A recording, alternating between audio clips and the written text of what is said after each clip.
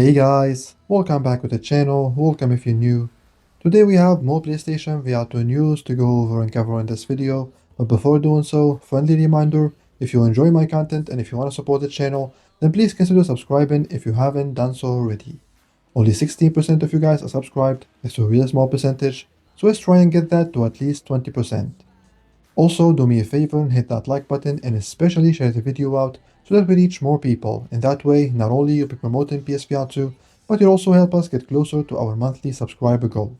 Thank you so much for your support. Alright, let's talk PSVR2. Tomorrow is February 22nd. Does this remind you of anything? You're right, it's the PSVR2 launch date. So happy anniversary to our favorite VR headset, PlayStation VR2 that just turned 2 years old. Of course, it would be a very bad look if Sony completely ignores the occasion, which I don't think they will. So what I think is going to happen is they're gonna put out a blog post, either this evening or at some time tomorrow, giving us some updates on upcoming PSVR2 titles, perhaps some release dates like, I don't know, maybe Wanderer the Fragments of Fate, Aces of Thunder, Zombie Army VR, the list goes on and on.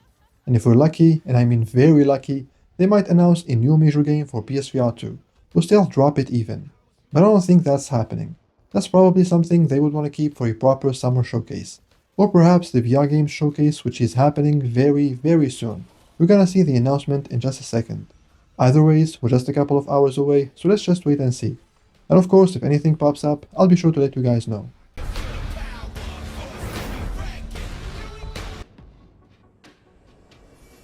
The biggest event in VR gaming is back. The VR Game Showcase returns on March 11th at 9 AM PT on YouTube and TikTok Live, offering an exclusive look at some of the most exciting games and experiences coming to headsets in 2025. Join us for new game announcements from studios both big and small, updates on some of your most anticipated projects, and some surprises you are not going to want to miss. Think of it like a Nintendo Direct or State of Play, just for VR. Last time around, we featured 7 incredible teams debuting major projects. Like Arizona Sunshine Remake. You must toot. Trombone Champ Unflattened. And Vendetta Forever. We'll be hosting even more studios working on some incredible titles. Give up the firearm! Tune in for new footage from Hitman World of Assassination from IO Interactive, running on PlayStation VR2. Flat to VR Studios are bringing updates on RoboQuest VR, Wrath, Eon of Ruin, and yes, some brand new game announcements. There's much more to talk about, and we'll be revealing plenty of other partners joining the show very soon. We're excited to be welcoming not just major VR veterans, but also innovative independent projects and sprawling social experiences that will be serving their communities for years to come. For now, make sure to subscribe to the VR Game Showcase YouTube and TikTok channels. The VR Game Showcase is back on your screens March 11th at 9 AM PT on YouTube and TikTok Live. The future of play is right here.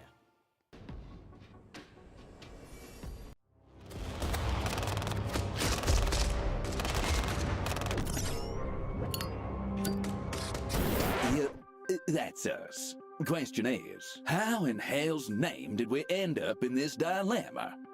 After the initial listing by French retailer as for Games Le Shop, followed by last week's listing by publisher Meridium, it's now Coolshop's turn, a Norwegian retailer that also lists the physical version of Wanderer the Fragments of Fate, aka the Nomad Edition, and this one has the closest release date of them all, March 21st. Like I said last week and the week before that, Wanderer should release very soon guys, and I wouldn't be surprised if we get a release date announcement as early as tomorrow, but I guess we're gonna have to wait and see. A hefty burden. Essentially, you have to save the entire human race. That old chestnut.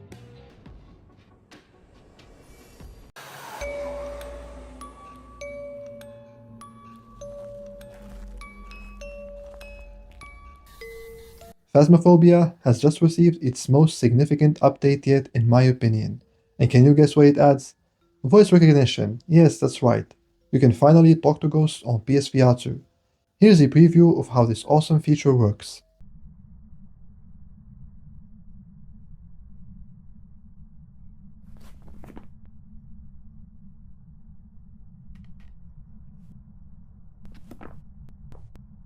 I wish for knowledge.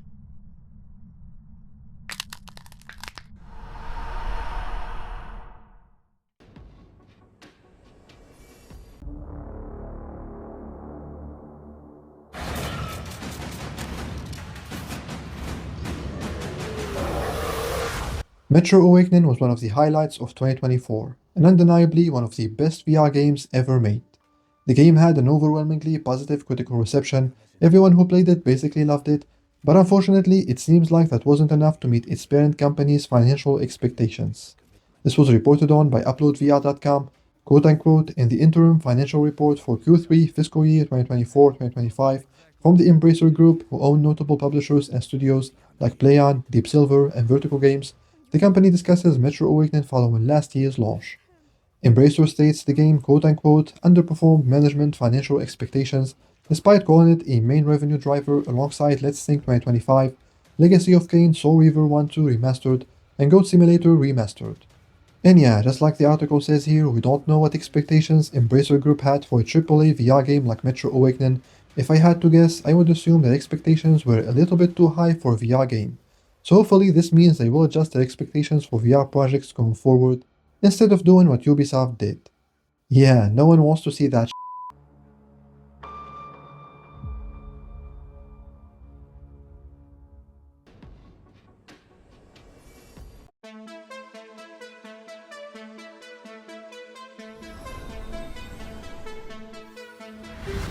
Waltz of the Wizard was the first game to support hand tracking on PSVR2, but it's definitely not going to be the last game. It seems like the next PSVR2 game to support this feature is going to be Masters of Light, from developer Coven. If any of you guys played or even seen some trailers of Masters of Light, you would know that hand tracking is perfect for this kind of game. The developer doesn't give a specific release date for the update, but they said it's coming soon, so hopefully it won't take long. And since we're talking about hand tracking, let's take a look at how PSVR2 compares to Quest 3.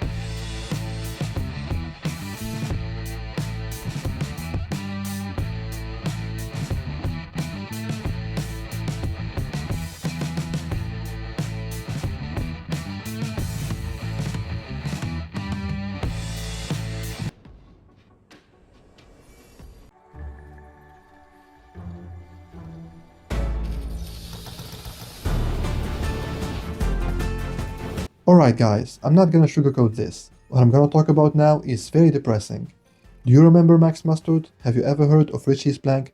So the developer behind those excellent games, especially Max Mustard, like guys, if you haven't played it yet, trust me, go buy it and play it right now.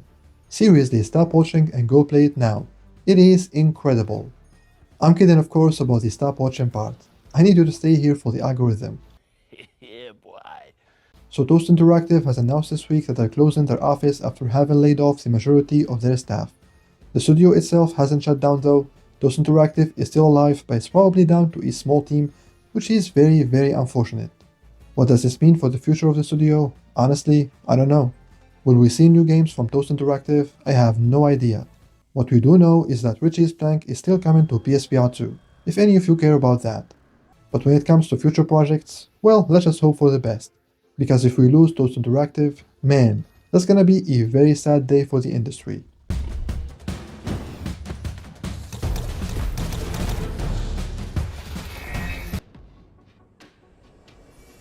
This week we had a bunch of new PSVR2 game announcements. Let's start with the ones that should arrive soon. We have Space Drop from publisher Udania. This is an action racing game that takes place in space. It is available to wishlist on the PlayStation Store, and it should release in July.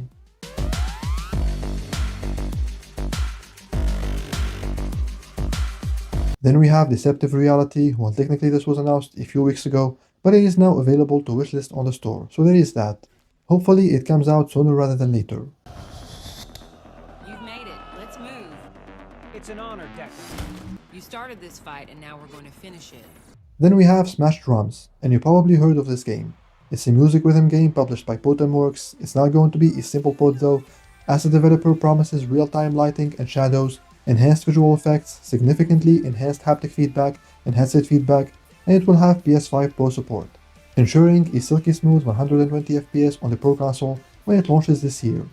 And yeah, it's also available to wishlist on the PlayStation Store. Speaking of the PS5 Pro, according to the store description, Dreams of Another will also be PS5 Pro enhanced when it launches later this year. So if you're a PS5 Pro owner, look forward to that. We don't know where our children will put down roots.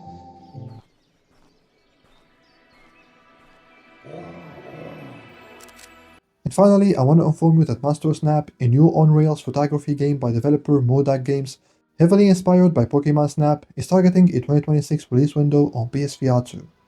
And that's all I have for you today, guys. Thank you for watching, and remember, for more PSVR2 news, reviews, and discussions, make sure you stick with MBG.